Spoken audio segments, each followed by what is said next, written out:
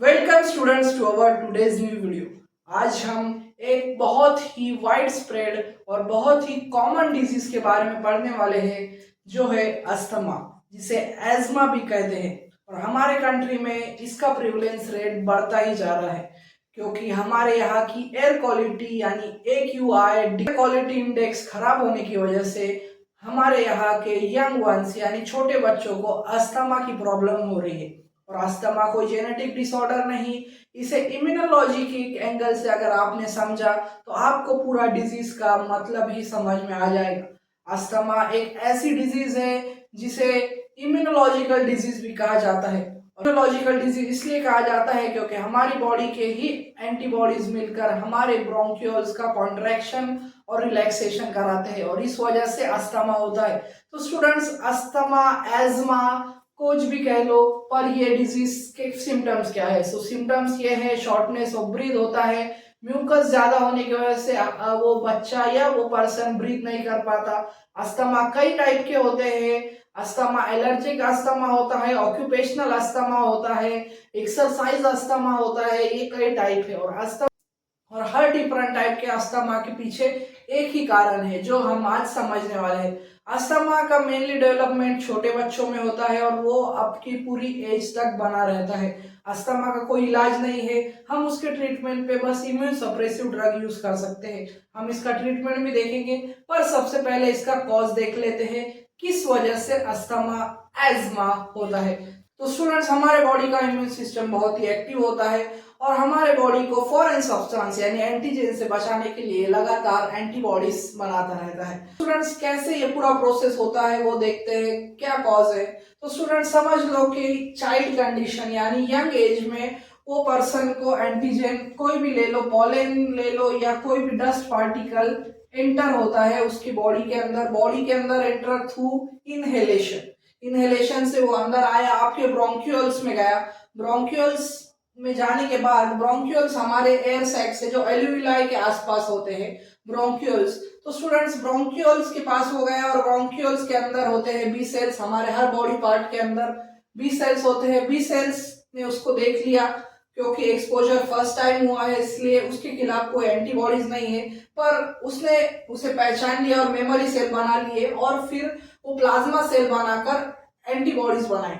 तो second exposure में क्या होता है, जब ये एंटीजन यानी पॉलन, डस्ट, जो भी एलर्जन है वो बार बार आपकी बॉडी में एंटर होता है, तब हमारे बी सेल की मेमोरी एक्टिवेट हो जाती है और बी सेल बनाने लगता है प्लाज्मा सेल्स। और ये प्लाज्मा सेल बनाते हैं एक एंटीबॉडी, 5 क्लास एंटीबॉडी के आप सबको पता है, उसमें से है IgE एंटीबॉडीज। और IgE एंटीबॉडीज ज्यादातर एलर्जिक रिएक्शन के अंदर इन्वॉल्व होती है। किस रिएक्शन के अंदर स्टूडेंट्स? एलर्जिक रिएक्शन के अंदर। तो स्टूडेंट्स, IgE एंटीबॉडीज क्या करती है? IgE एंटीबॉडीज जब ऐसे फॉरेन सब्सटेंस एंटर होते हैं, एंटीजन एंटर होते हैं, तो IgE एंटीबॉडीज का जो FC रीजन है वो जाकर बाइंड होता है मास्ट सेल से। तो मास्ट सेल पर जाकर इसकी बाइंडिंग होने लगती है IgE की। जब देखते हैं IgE के एलर्जन बार बार आपकी बॉडी में एंटर हो रहा है, तो उसके एक्सपोजर से ये जाकर सब्सिक्वेंट एक्सपोजर यानी बार बार एक्सपोजर, फ्रीक्वेंट एक्सपोजर से जाकर ये बाइंड हो जाता है मास्ट सेल पर। और मास्ट सेल क्या है? मास्ट सेल के अंदर ग्रेनुल्स होते हैं और मास्ट सेल ही ट्रिगर करता है हिस्टामिनिक रिएक्शन। और मास्ट सेल क्या है? मास्ट सेल पर जब IgE एंटीबॉडीज बाइंड होंगी जाकर, तो IgE की बाइंडिंग पर क्या होगा? मास्ट सेल बर्स्ट होगा और डीग्रैनुलेशन होगा और ये ग्रैन्यूल्स निकलेंगे। और ये ग्रैन्यूल्स क्या है? ग्रैन्यूल्स में होते हैं हिस्टामाइन। हिस्टामाइन होता है जो बहुत ही पोटेंट अलर्जन है। जो भी कोई भी कंडीशन में, मसल की कंडीशन में अगर हिस्टामाइन रिलीज हुआ तो ये क्या करता है स्टूडेंट? वैसो कॉन्स्ट्रिक्शन करता है। वैसो कॉन्स्ट्रिक्शन यानी हमारी स्मूथ मसल को कॉन्ट्रैक्ट करता है। स्मूथ मसल कॉन्ट्रैक्ट होती है और क्या क्या निकलता है? वैसो एक्टिव कंपाउंड्स निकलते हैं, वैसो एक्टिव कंपाउंड्स और हिस्टामिन मास्ट सेल के बर्स्ट होने पर निकलते हैं। और ये सब कहां पर हो रहा है स्टूडेंट्स? ये सब हमारे लंग्स में हो रहा है, क्योंकि हमने इनहेल किया है dust particle, pollen, hair sample, कुछ भी ऐसी चीज जो आपके बॉडी में एलर्जिक रिएक्शन क्रिएट करे। तो ये सब कहां पर गया है? आपके ब्रोंक्यूल्स में गया है। कहां पर है ये स्टूडेंट्स? ब्रोंकियोल्स के अंदर ये सब गया है और वहां पर आईजीई मास्ट सेल पर बाइंड हुआ और हिस्टामिन रिलीज हुआ। अब यहाँ पर दो कंडीशन है। हमारा जो ब्रोंकियोल है स्टूडेंट्स वो क्या है, एक पाइप की तरह है जो ट्रांसफर करता है ऑक्सीजन, एयर ट्रांसफर करता है। तो स्टूडेंट्स एयर पाथवे में अगर नॉर्मल कंडीशन पे ये ऐसा दिखता है, नॉर्मली आपको एयर पैसेज इजीली होता है, पर जब ये हिस्टामिन्स और वैसो एक्टिव कंपाउंड्स रिलीज होते हैं तो ये क्या करते हैं, वैसो कॉन्स्ट्रिक्शन करते हैं। वैसो कॉन्स्ट्रिक्शन यानी यहाँ की जितनी भी स्मूथ मसल है स्टूडेंट्स वो क्या होगी, सिकुड़ने लगेगी। सिकुड़ने लगेगी यानी आपको अगर ये एयर का पैसेज दिख रहा होगा, आप उसको कॉन्ट्रैक्ट कर लीजिए, क्योंकि ये मसल क्या हो रही है, स्मूथ मसल कॉन्ट्रैक्ट हो रही है, वैसो कॉन्स्ट्रिक्शन हो रहा है। तो इससे क्या होगा, पाथवे जो है वो एयरवे का जो पाथवे है स्टूडेंट्स यहाँ पर आप देख सकते हैं वो क्या हो रहा है, नैरो हो रहा है। एयर का पाथवे क्या हो गया, नैरो हो गया। क्यों हुआ, क्योंकि यहाँ पर हिस्टामिन आया और हिस्टामिन ने क्या किया स्टूडेंट्स, वैसो कॉन्स्ट्रिक्शन किया। वैसो कॉन्स्ट्रिक्शन करने की वजह से यहाँ पर जो ब्रोंकियोल्स का एयरवे पाथवे है वो क्या हो गया, कॉन्स्ट्रिक्ट हो गया और इस वजह से इनहेलेशन में, सांस लेने में तकलीफ होती है अस्थमा के पेशेंट्स को।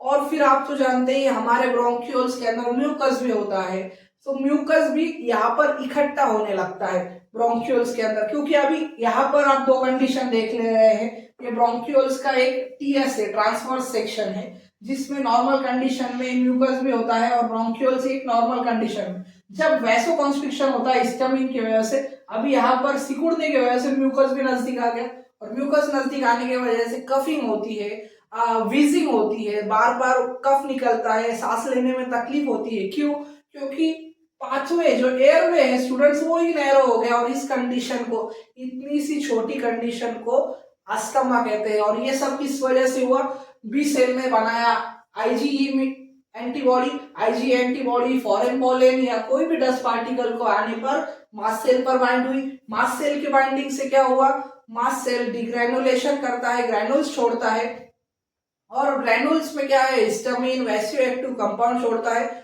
जो क्या करते हैं स्टूडेंट्स, वैसो कॉन्स्ट्रिक्शन करते हैं। वैसो कॉन्स्ट्रिक्शन यानी हवा का जो पासेज का एरिया है स्टूडेंट उसे कम कर देते हैं, स्मूथ मसल कॉन्ट्रैक्ट हो जाते हैं और एयरवे नैरो हो जाता है, जिस वजह से सांस लेने में तकलीफ होती है, सांस लेने में प्रॉब्लम होती है पेशेंट को।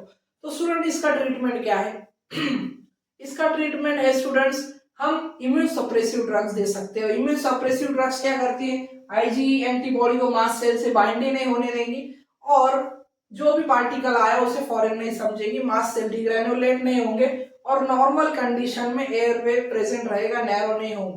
तो हम क्या देते हैं यहाँ पर, हम वैसो डायलेशन देते हैं, वैसो डायलेटिंग फ्लूइड्स देते हैं, वैसो डायलेशन की मेडिकेशंस देते हैं। और जब ये कंडीशन क्रिएट होती है स्टूडेंट्स, इससे कहते हैं ब्रोंकियोस्पैज्म। ब्रोंकियोस्पैज्म की कंडीशन क्रिएट होती है और हम मेडिकेशंस के अंदर, ट्रीटमेंट के अंदर हम मेनली यूज करते हैं ब्रोंकियोडायलेटर्स, जो वैसोडाइलेशन कराते हैं, स्मूथ मसल को रिलैक्स कराते हैं, कॉन्ट्रैक्ट नहीं कराते। यहाँ पर स्मूथ मसल रिलैक्स है, इसलिए एयरवे का पाथवे नॉर्मली बड़ा है। जब वो मसल कॉन्ट्रैक्ट हो जाती है तो यहाँ पर एयरवे का पाथवे नैरो हो जाता है और सांस लेने में तकलीफ होती है। और ये सब मास्ट सेल के हिस्टामिन और वैसो एक्टिव कंपाउंड्स रिलीज करने की वजह से हुआ है। ट्रीटमेंट में हम इम्यून सप्रेशन ड्रग और ब्रोंकियोडायलेटर देते हैं और इसका कोई भी परमानेंट इलाज नहीं है। हमें लाइफ टाइम इनहेलर में ब्रोंकियोडायलेटर और इम्यून सप्रेशन ड्रग्स का ट्रीटमेंट कंटिन्यू लाइफ टाइम आपको रखना पड़ता है। और अस्थमा या एज्मा ये बीमारी सिर्फ हमारे कंट्री में नहीं है, यूएस में भी है। और जो भी कंट्री का एयर क्वालिटी इंडेक्स खराब है उस कंट्री में इसका प्रिवलेंस रेट ज्यादा है और ये बढ़ रही है। इसे प्रिवेंट करने के लिए हम एयर प्यूरिफायर का यूज कर सकते हैं, डस्ट पार्टिकल रोकने के लिए नेट्स यूज कर सकते हैं। और मुझे उम्मीद है कि आपको अस्थमा यानी एज्मा का कंसेप्ट क्लियर हो चुका होगा। B cell, plasma cell, IG और मास्ट सेल के डिग्रेनुलेशन से हमारी सांस रुक जाती है और सांस रुकना यानी अस्थमा कंडीशन। और ऐसी वीडियोस के लिए मेरे चैनल को लाइक करें, शेयर करें और सब्सक्राइब करना ना भूलें। Thank you for watching.